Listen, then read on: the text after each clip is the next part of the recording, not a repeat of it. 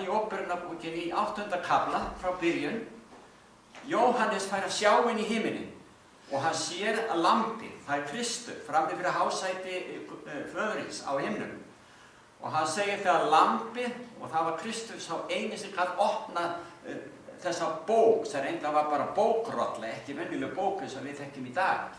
Því menn skrifuðu yfirleitt á skinn eða papírus, jurtirnar, blöð, búnar til úr papírusjurtum. Að það gat enginn opnað þessa bók nema lambið. Lambið Kristur, af því að hann dó og reis upp, hann sigraðist á synd, á þess að synga, þá tekur hann í arf þennan heim. Hann hefur eignast þennan heim á ný. Hann á bara eftir að koma aftur og sækja okkur. Og það annað efni sem við förum nánar yfir síðar í þessa námskeiði. Nema þegar að hann lýkur upp 7. innsiglinu í þessari bók, þá var þögn á himni hér uppi hálfa stund. Og menn hafa oft veltið fyrir sig hvernig ósköpunni getur orðið þögn á himni. Það alltaf verið að leika tónlist, fagra tónlist og syngja Guði lofsöng og svo bara allt í þögn. Ég get alveg séð það hverju og ég kan sýna ykkur það frá Biblíunni. Nema áður að koma því, þá lesum við í öðru versi og ég sá englana 7 sem stóðu frammi fyrir Guði og þeim voru fengnar 7 básúnur. Þessar básúnur eftir að koma við sögu síðar í námskeiðinu. Því eitthvað gerist undir þeim öllum.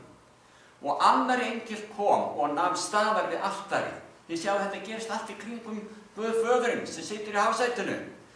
Hann hélt á reykjelsi úr gulli, það að segja þessi engill. Honum var fengið mikið reykjelsi til þess að hann skyldi leggja það við bænir allra hinna heilugu á gullaltarið frammi fyrir hásætinu. Sjáu þið hvað er að gerast hér?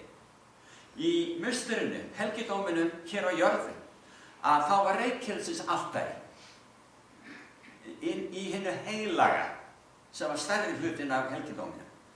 Næst við fortjaldi sem að aðskildi hið allra heilagasta, það sem bara boðorðin 10 voru þarna á svo kallari sáttmálsörk inni. Og á þetta reykjelsis altari var brennt, reykjelsi, dag og nótt, alla tíð, öldum saman. Því að reykjelsi táknaði bænir, Guðs barna, stigu stöðugt upp til himins og í helgidóminni í hið efra er alltaf einhver þjónusta sem meðtekur þessa bænir. Svo það er mikilvægt að biðja, tala við Guð, eignast Guð að vini. Og ég ráðleika Guðvinnina að prófi ykkar og temjið ykkur að stundum tala við Drottinn upphátt í einrúmi. Það gerir þau gott. Ég þekki þetta við í reynd og það er dásamlega reynslu að eiga þannig náið samfélagi með Guði.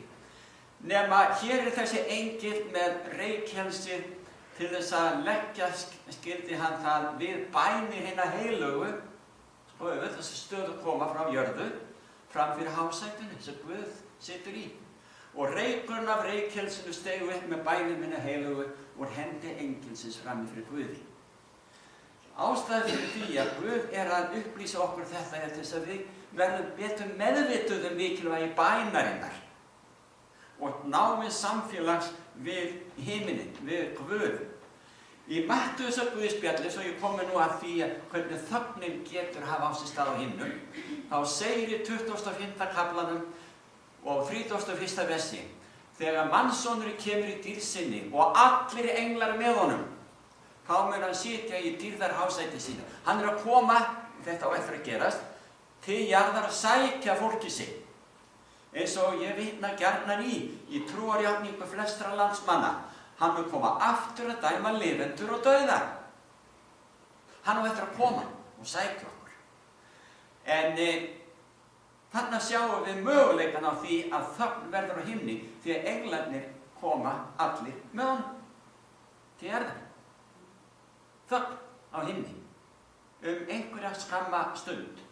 Hvort að það eru nokkri dagar eða svo, hver veit, en það má ætla að þegar Drottinn kemur að sækja fólkið sinn og reisir hennar dánu, trúuðu upp, og endur skapar að gefur öllum nýja líkama þeim sem eru lifandi þegar kemur ásamt hinu dánu sem Jesú gefur þau nýja líkama til að lifa að eilífu, heilbrigð, fagnandi alla eilíf í ríki Guðs.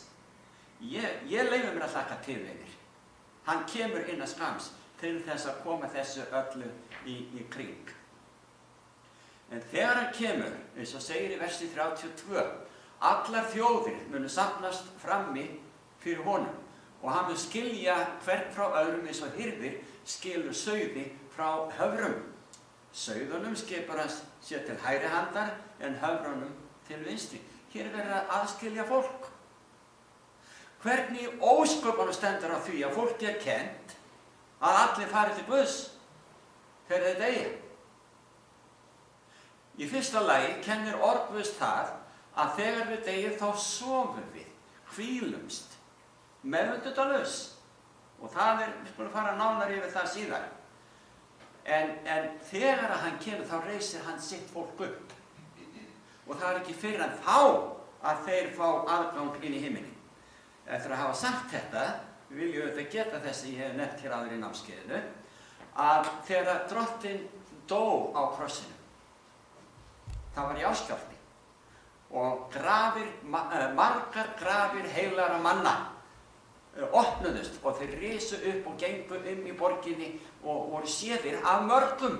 Það er tekið fram að þeir voru margir. Og eflaust hefur Kristur þegar hann fór til himins tekið þessa sem fanga með sér, en það segir Pétur það í einu bréfi sínu, að hann tók fanga og í Sálmónum með þess getið líka. Nú og svo segir í 34. versi, og þá mun konungurinn, þetta er Jesús, segja við þá til hægri, komið þér hinni blessuðu föður míns og takið að ríkið sem yður var búið frá grundvöllin heims. Þetta getur Kristus sagt, því að hann er búinn að opna erfðaskrána, bókina, bókrolluna með 7 innsiglum sem enginn gat opnað á himni og jörðu, enginn, ekki einu sinni faðir. Aðeins lambið, þannig er það orðað í Åpenbarunarbókinni. Og þetta er sennilega getið í 5. eða 6. kafla Åpenbarunarbókarinnar, þar sem að